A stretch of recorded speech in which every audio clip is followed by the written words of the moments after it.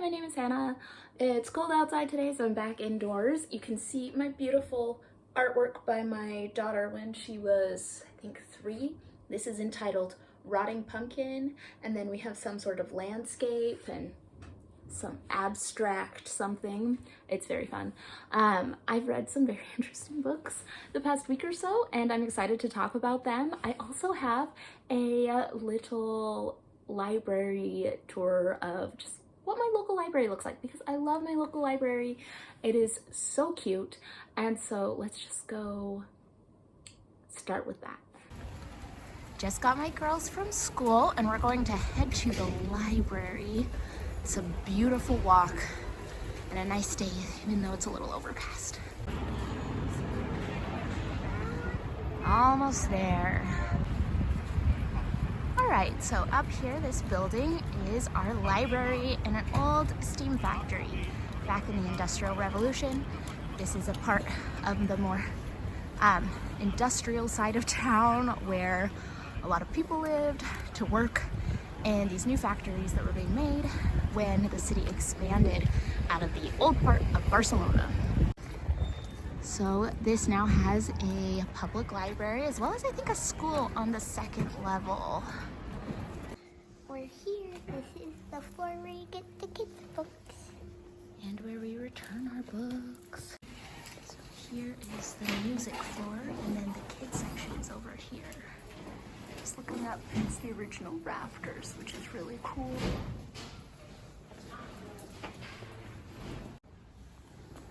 And here's our cute little kids section with so many fun books and nice places to read.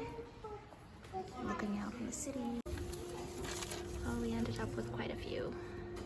I mostly get kids books from my local library. I do have a library card from the US where I get all of my ebooks and audiobooks that I typically talk about on this channel, but I do love going to the local library, and as my Spanish and Catalan get better, I'm hoping to be reading more in different languages.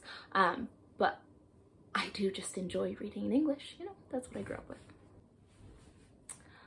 So I read the book White Oleander by Janet Fitch, and this was on the recommendation of Olive at Abookolive, so I will make sure to link her channel down below. This book follows Astrid. Her mother is put into prison for murder, and she is thrown into the foster care system. And she goes through quite a few different placements and has some really horrible things happen to her, and it's kind of her healing and her moving through her life with the shadow of this mother who is manipulative and in prison. And I thought that it was very interesting. Like, there was a lot going on. Some of it was really beautiful, looking at Astrid's search for a mother figure, search for family and connection. I thought that was really beautiful. There were a lot of things that happened in this book that were pretty traumatic, pretty awful, but I just kind of, and I know this is weird, but I expected her to maybe have more emotional trauma from this, and I feel like she got out pretty well from such a traumatic childhood, and I didn't know if that was explored super well, just the results of those kinds of traumas. I think ultimately I thought that White Oleander was a very good, well-crafted book, and I'm not going to remember it for more than a couple weeks. So I heard about this next book from Anne over at Anne with a Book, and I read The Fox Hunt, a memoir of Yemen and my Odyssey to America by Mohammed al-Samawi. So this memoir is told by Mohammed, who is growing up in Yemen, and it talks about his childhood and how he was taught to think that Christians and Jews were his enemy, and he was just listening to what his leader said. And when a teacher at the university gave him a Bible, it really changed things that he believed. He realized there are so many similarities in how these religions started, how in the things that people believe, and how can they be bad. And he started to get involved in some interfaith unity type groups, and he started to go to some of these conferences, make these connections, and then he started to get death threats. In order to get away from the death threats, he left to a southern city and ended up being caught in the middle of a North-South Civil War conflict, and he needed to get out because he was on the wrong side for where he was, and he was going to be killed. So he started appealing to all these people that he had met through these interfaith groups, and the miracle is that people saw this and responded and worked together to get him out of Yemen, which was really impressive to just see people, the lengths that they will go to save basically a stranger. So it was really interesting to see these different people, the money and the time and the effort that they put into saving Muhammad's life and getting him to the United States. And so now that Muhammad is in the United States, he feels like he needs to tell his story and share some of the problems that are going on in his home country and advocate for peace and change. And so I really liked it. I did think at a certain point, you're like, okay, this is just phone calls and bureaucracy, but you realize it's like life and death, phone calls and bureaucracy. So yes, I really enjoyed this one and I do recommend it. So this next book was a recommendation from ages ago from Erin over at its.erinn, so I'll make sure to link her channel down below. And I've been on hold for this book for a while, so I finally got Why Fish Don't Exist by Lulu Miller, and this was an interesting premise.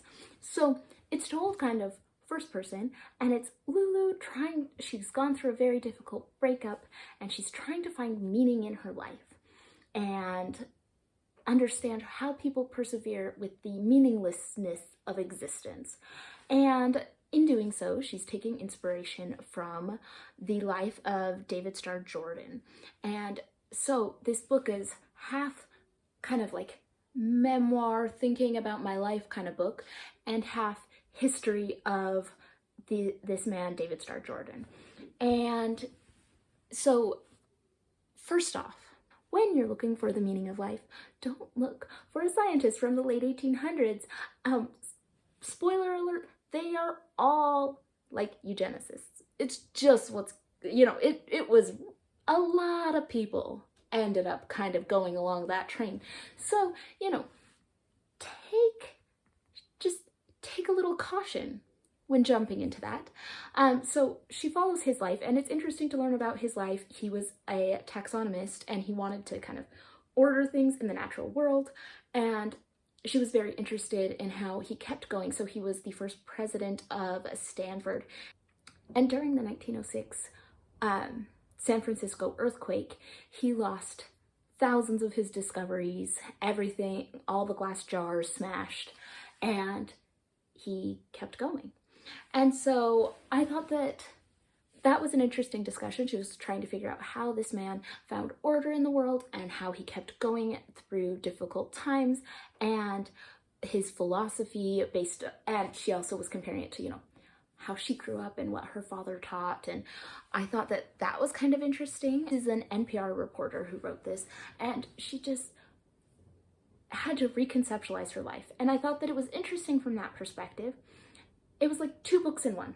Like, we have her life gets broken down. She has to question what kind of person she is, why she's made the choices she's made, and what she's going to do moving forward. Okay, that's interesting. Then it's the story of the scientist from, more than 100 years ago.